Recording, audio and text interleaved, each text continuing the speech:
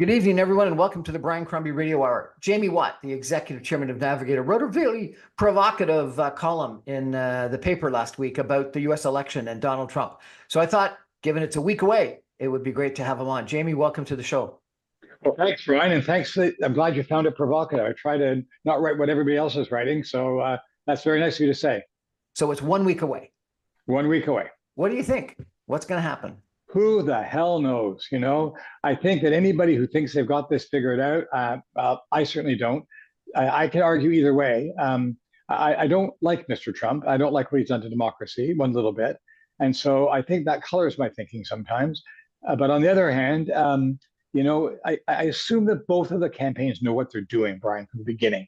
So when we're seeing these things from the outside, rather than saying, oh, they're idiots, they don't know what they're doing, how can they fumble the ball? I look at it differently. I think, you know what? I think they've got a plan. And so I think at the moment, momentum is to Trump. I think Harris is losing steam. I don't think she's connecting the way she hoped to animate some of those voters, especially younger voters, especially women, racialized women, and so on. I don't think that's worked for her. On the other hand, I think Trump knows exactly what he's doing. Otherwise, he wouldn't be amping up his rhetoric in such an aggressive way as he has. Often we see candidates like Trump who are not popular amongst the chattering class, if you like. We often see those people, have a suppression in their vote because they don't want to admit out loud at a cocktail party or to a pollster that they're actually going to vote for them. But when they go in America and pull that lever, in our case, mark their ballot paper, they do. I think it's quite possible, I don't know, that Trump has a suppression of about 5% in his vote. If he has that, it's going to be a very different night than people are predicting.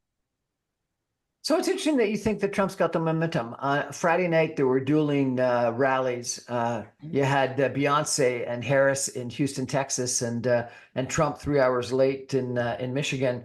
And the juxtaposition of the two that I saw, side by side, was stark. And then on Saturday, Michelle Obama, who introduced Harris, did one of the best speeches I've ever heard. And I'm a political junkie as much, well, not as much as you, but sort of half of as much as you.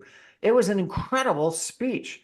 And could we not have Michelle Obama running for president? Wouldn't that be amazing? Absolutely amazing. It's very interesting, with the Beyonce thing. The Democrats have long relied on movie stars in Hollywood to propel their message. And you're right. I mean, they got a lot of people out, but were they out to see Beyonce? Were they out to see Harris? It's complicated to unpack these things. All I'm saying on the Trump thing, I want Harris to win. Let me be clear. I want Harris to win. If I was in America, I would vote for Harris. I do not like what Trump has done one little bit. I don't like the way he behaves. I don't like the way he models leadership in a democracy. So that's where I sit. But I often think in these situations, people like Trump have more support than is immediately evident. They have more support. Why? Because people don't want to say it out loud. Right? They don't want to admit out loud that they want to support someone like Donald Trump, but they sort of like his policies, and he's running on, are you better today than you were 4 years ago? Are you better today than you were under my presidency? That's what he's writing on. And he's saying, look around, gas is up, bread is up, milk is up. Housing is harder to find. You were better off. You might not like me. You might think I'm an odious person. The stock market is at an all-time high. You said it would be a disaster under Biden. I know. Inflation is down in the United States. But they're not getting that message. But Brian, they're not getting that message across. And Harris, bless her heart, is running on freedom and all those great things that she should be running on. But what are you going to take? 50 cents more in price of a gallon of gas, or are you going to take it on freedom? I don't know. I hope she wins, Brian. I really do, but I'm a bit surprised. I just think that the outcome may be different than people are thinking. I think everyone's got into this sort of group think that it's going to be so close. It's going to take months to come out, and we're just repeating it over and over again, where it's not necessarily true. Now, listen, Harris does have some good metrics in her favor. She has lots of first-time donations under $50, a key metric of people coming out to vote. You don't give people $50 if you're not going to vote for them. Line signs, volunteer signups, all these kinds of things. So I don't think she's out at all by any stretch of the imagination. It just feels like maybe Trump is doing too badly, or maybe I'm just scared to death. Michelle Obama did an interesting thing on Saturday. She appealed to women that are in households where the men are supporting Trump and effectively said, your vote is a secret ballot. You can still vote, even if your husband or boyfriend tells you to vote a different way. It was an interesting sort of switch on what you just said in regards to people not wanting to admit that they want to vote for Trump. It's almost, appealing to females that can't admit that they want to vote for Harris within a Trump household. Well, and Brian, I guess both of the Obamas have done versions of that, because when President Obama spoke a few weeks ago, just forgotten the exact date, he appealed especially to Black men to get out there. He said, "You may not like her, whatever, but you get out there and you bloody well vote." And he took on some water for that, but his message was powerful. His message was very powerful. Do you think there's misogyny? Do you think there's racism? There is misogyny. There is racism. I don't think there is. We have it in the data, Brian. It's terrible, but it is there. We're going to take a break for some messages and come back in just 2 minutes with Jaime Watt. I'm going to ask him about all this fascism stuff, and is it going to have any impact? Stay with us, everyone. Back in 2 minutes.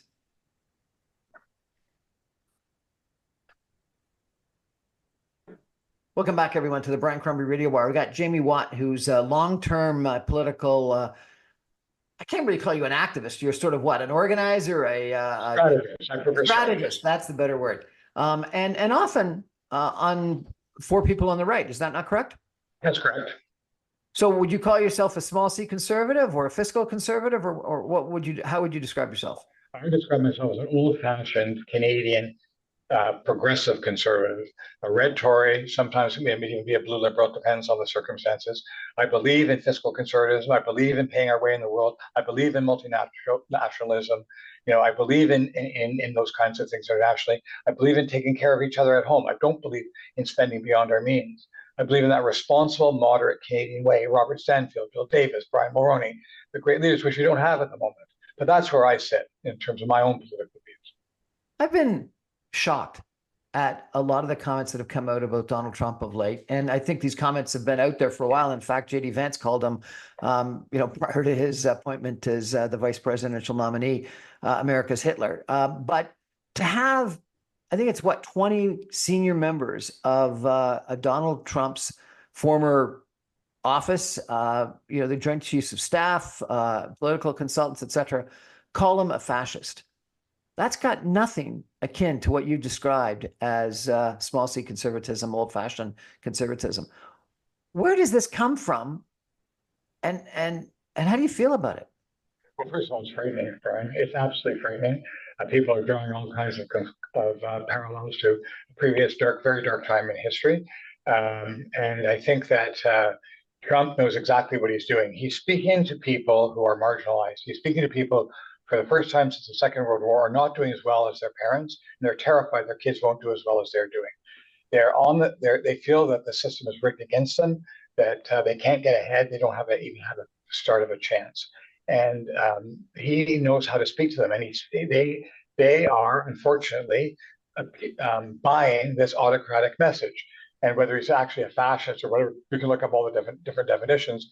But just listen to what comes out of his mouth. It's absolutely frightening. And the fact that 20, or whatever the number is now, it's probably more, of senior people from his administration, people literally seen him, at those crucial moments, are giving this message should terrify the living hell out of everybody in America and indeed around the world. How do you, as a conservative, feel about that? I don't think he's a conservative, right? I don't think he's a conservative. He's got nothing to do with it. He's taken over the party that is the he's hijacked party in the United States. Sure, he's hijacked the party in the United States, and they've let him do it because they're so desperate for power. It's a disgrace. All those senators who, after January the 6th, said never Trump, ever again, never, never, never, couldn't get to Mar-a-Lago fast enough, couldn't get to the golf course fast enough to suck up to him. I don't understand it for the life of me. It's beyond anything that I can understand. But he is not a conservative. He is a autocrat. He's probably a fascist. He certainly likes to keep company with them. Listen, the fact that he had these secret relationships with Putin, sending these COVID kits to him, and it's just complete. Like, what responsible person does that? My parents always taught me, just because you can doesn't mean you should. He has no governor on that. He just does whatever the hell he wants.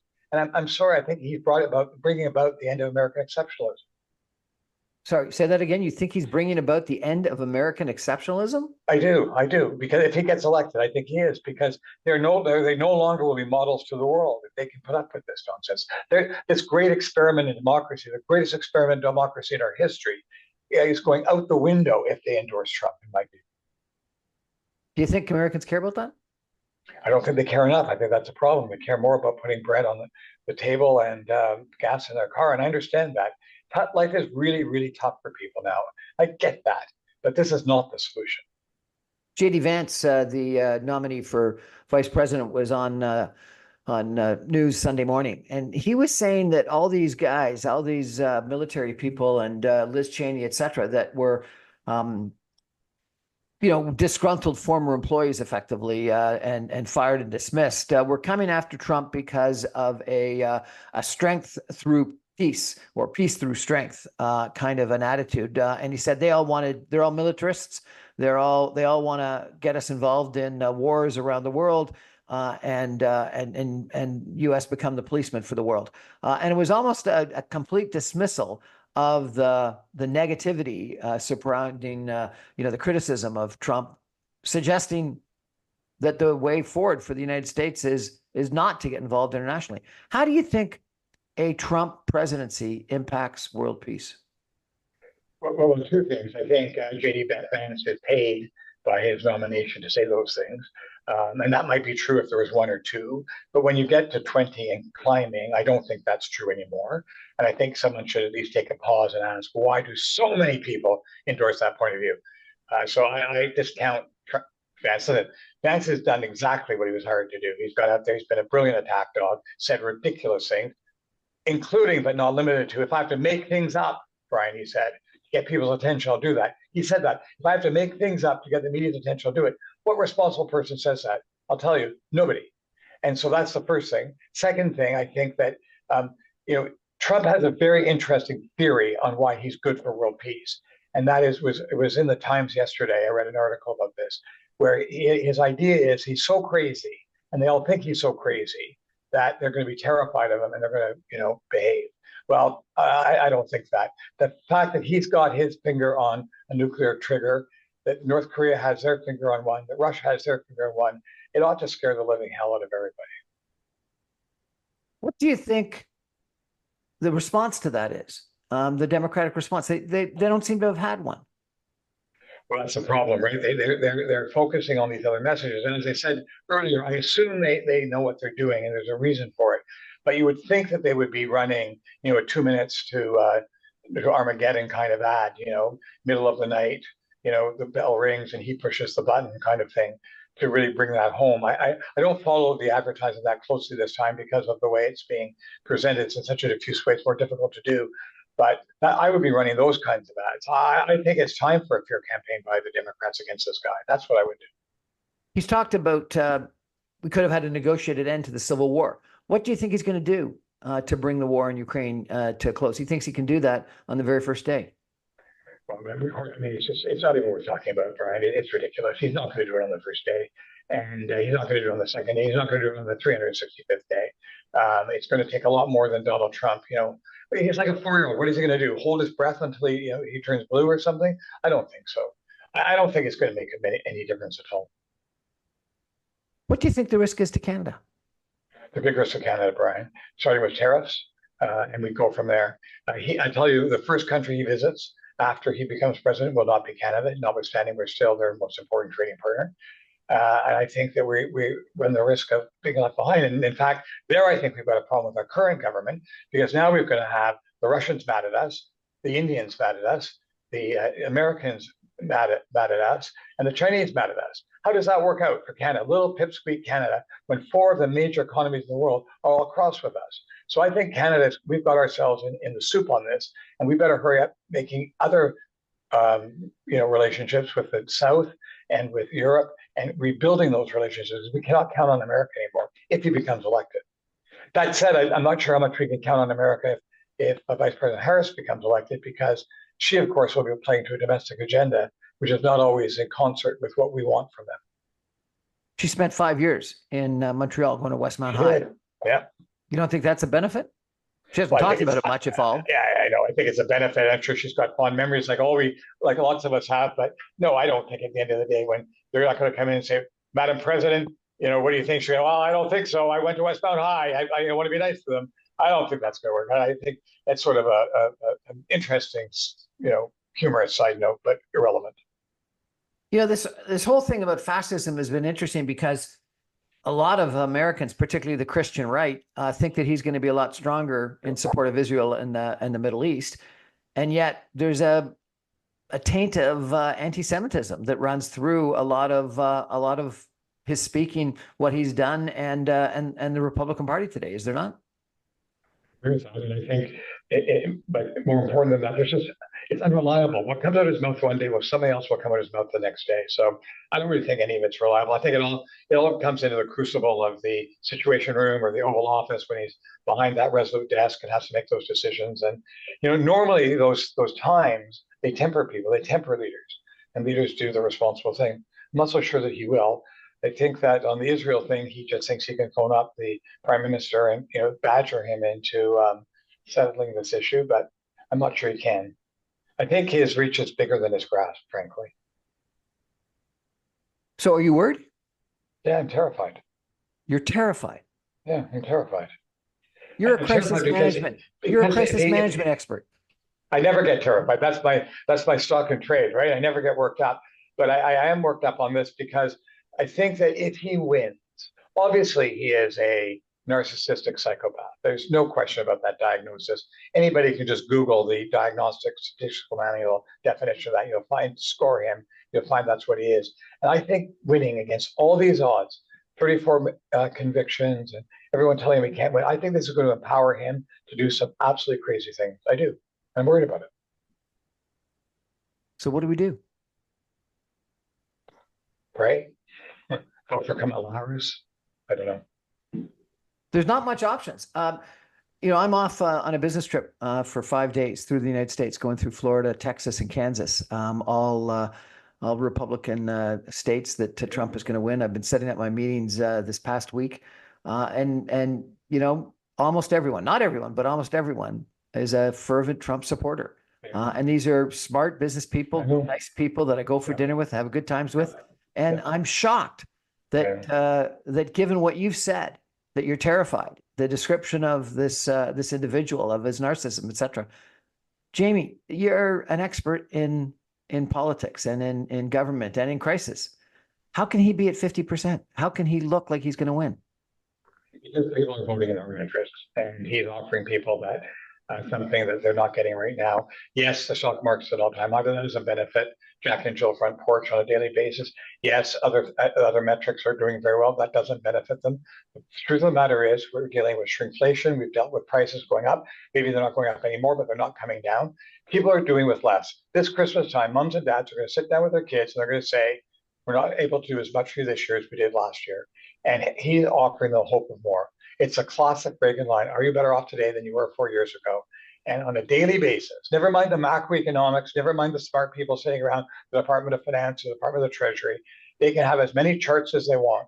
But in day-to-day life, it's a very different experience. When you look at what a household income is, $90,000 in Canada for a household, that's not a lot of money. And these things really matter because people are voting in their own interests. The rich people love the tax cuts. Are you crazy? They don't really give a damn what he does as long as they get their tax cuts. And that's the only thing I can think of. But if you're going on that trip, I'd love to be packing your suitcase because I'd love to really try and understand why people are making these decisions and how they get there. James Carville, who I think is almost as smart as you in politics, said it's the Constitution's stupid, that we just got to focus on the Constitution.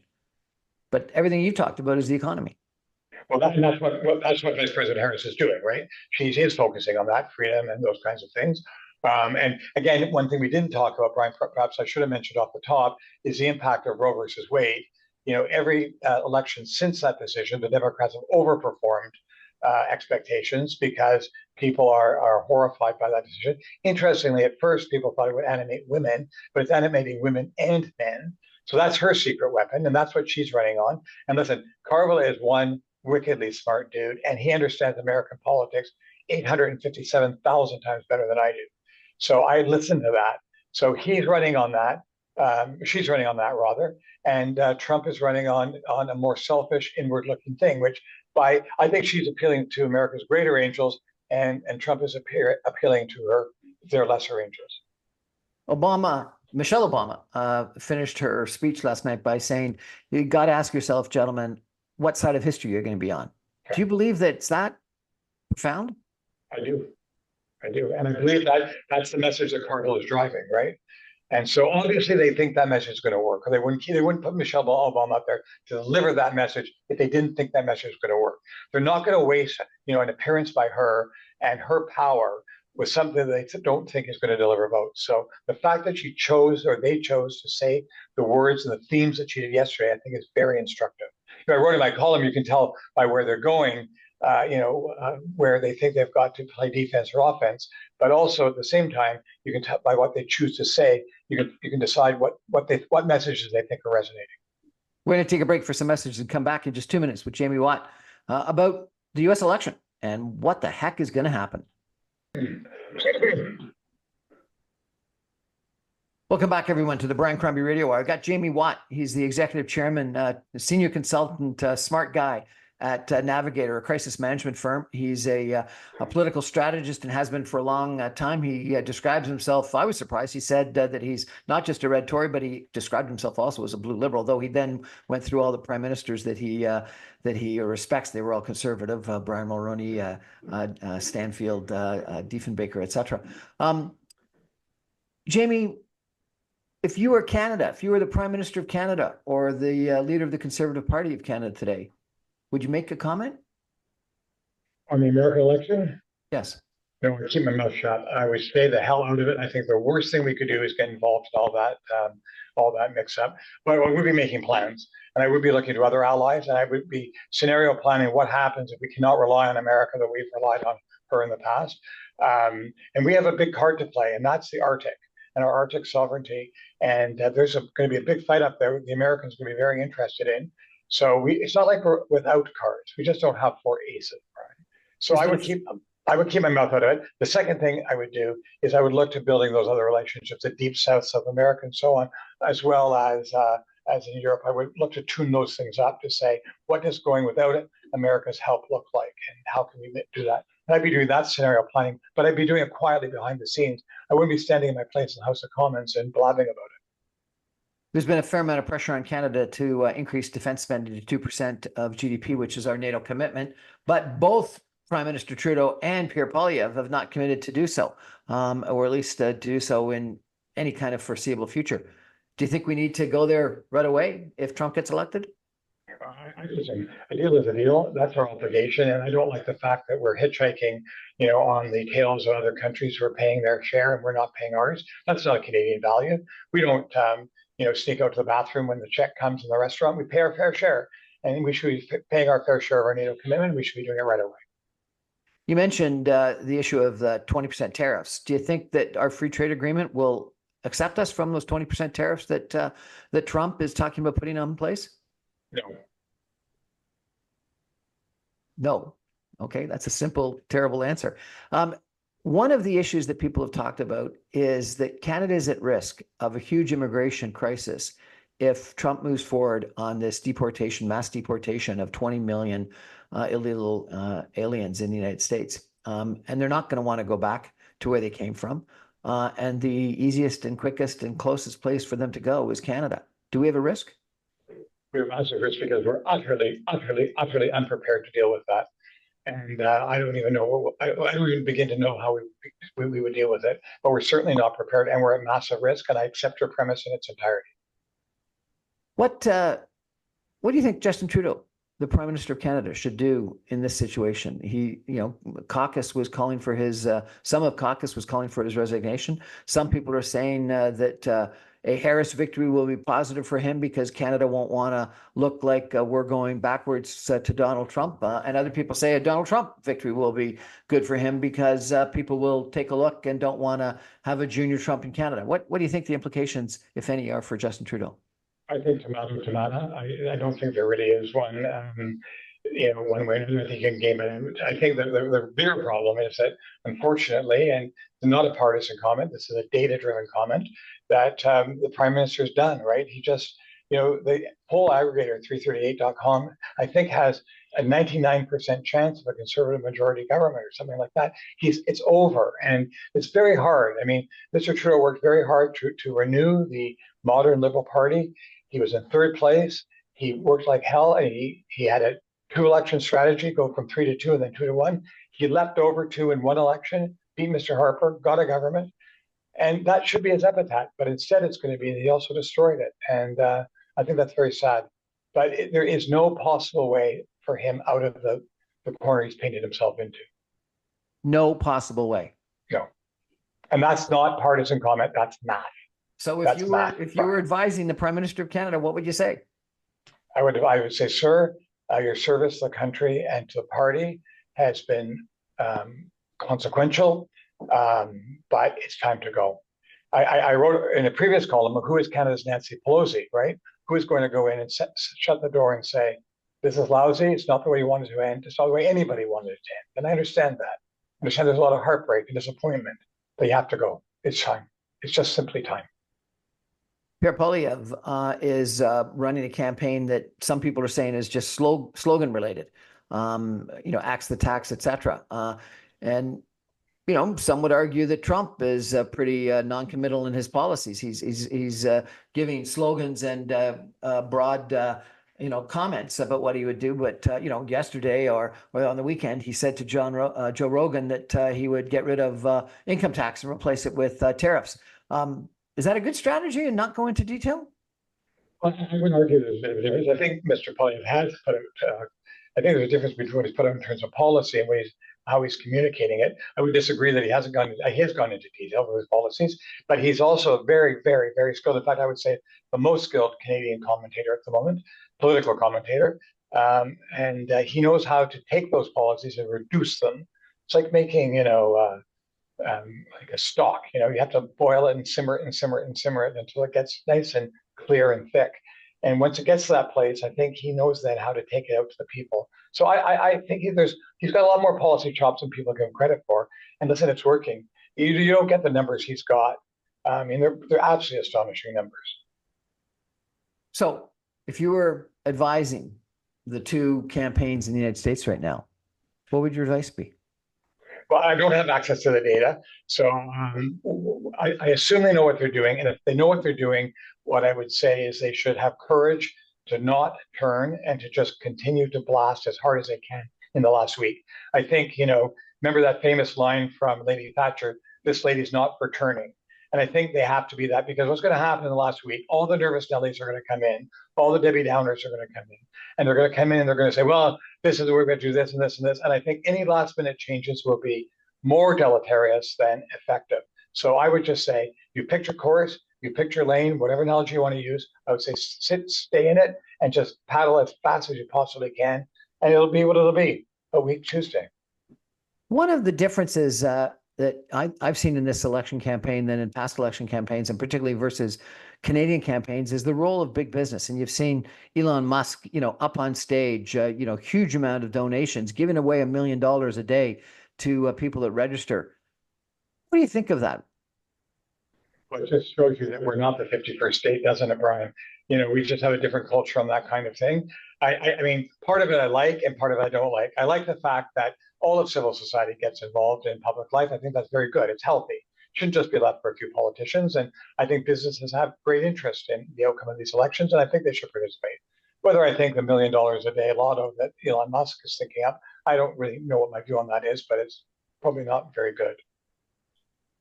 The attention that cable news provides to the election, I think is 10 times more than we'd ever have paid to an election campaign in Canada. Is that healthy? Well, it isn't. First of all, it is boring after all, because they just repeat the same thing over and over and over again. But the real problem is that the cable news channels have become silos. So all that people are getting is the same message played back to them over and over again. They're not getting the counterpoint message.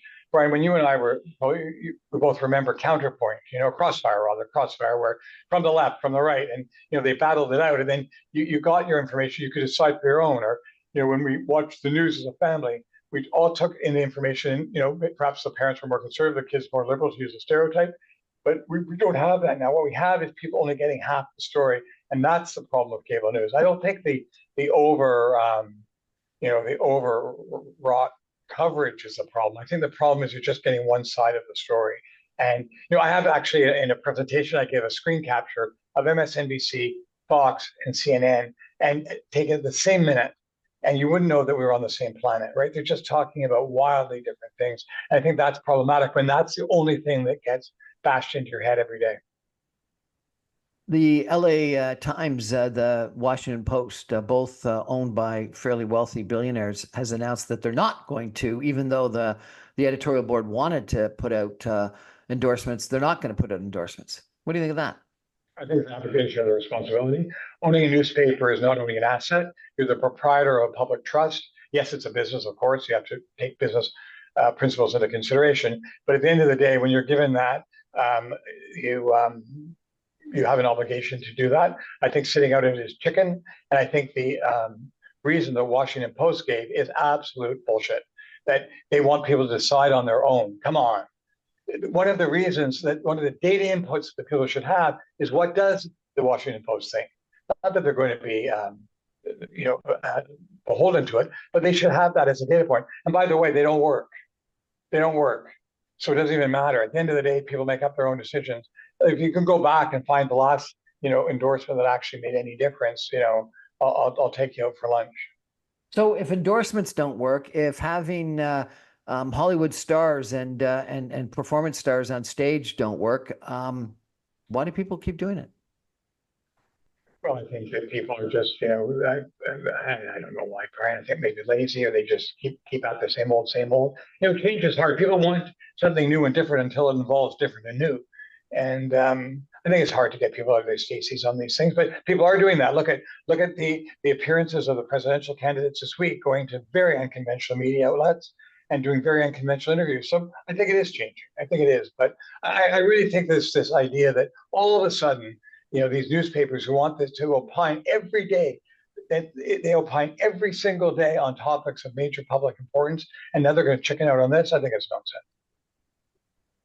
nonsense. I want to come back to this comment you made about American exceptionalism, if I could, for a second. I went to graduate school in the United States. I spent several years working in Boston and New York and Los Angeles, and the U.S. really was a pinnacle of economic progress, of economic activity, of democracy. I remember on my first day of my MBA, we were all in a big room, and everyone stood up and did the Pledge to Allegiance. The incredible amount of pride that they had in their country. How many military people were actually in my class? There was something about the United States that was special, and I think they are at risk of losing it, and if not, frankly, lost it on January 6th, 4 years ago. What do you think is the implication of a Trump victory? Well, I think it's just going to accelerate that. I agree with your proposition, and I think a Trump victory is just going to accelerate it, because what it's going to do is it's going to no longer make that a value, right? It's going to remove it as one of the core American values, and I think that's really a problem, right? America has done wonderful things for this world, wonderful, wonderful, wonderful things, and unto whom much is given, much is asked. And much is asked of them. And I know they get tired of paying all the bills and so on, and I would too. But at the end of the day, the world has been a better place for America's leadership. But right now, I think that's coming to an end. Jaime Watt, really appreciate you joining us today. Thank you very much. Anytime, Brian. I'll have a great day. It's going to be an interesting week. It's going to be a very interesting week. I remind everybody, I'm on every Monday through Friday at 6 o'clock on 960 AM. Jaime Watt, appreciate you joining us. We're going to take a break, and I'm going to come back with a couple of my own personal comments in just 2 minutes. Stay with us, everybody.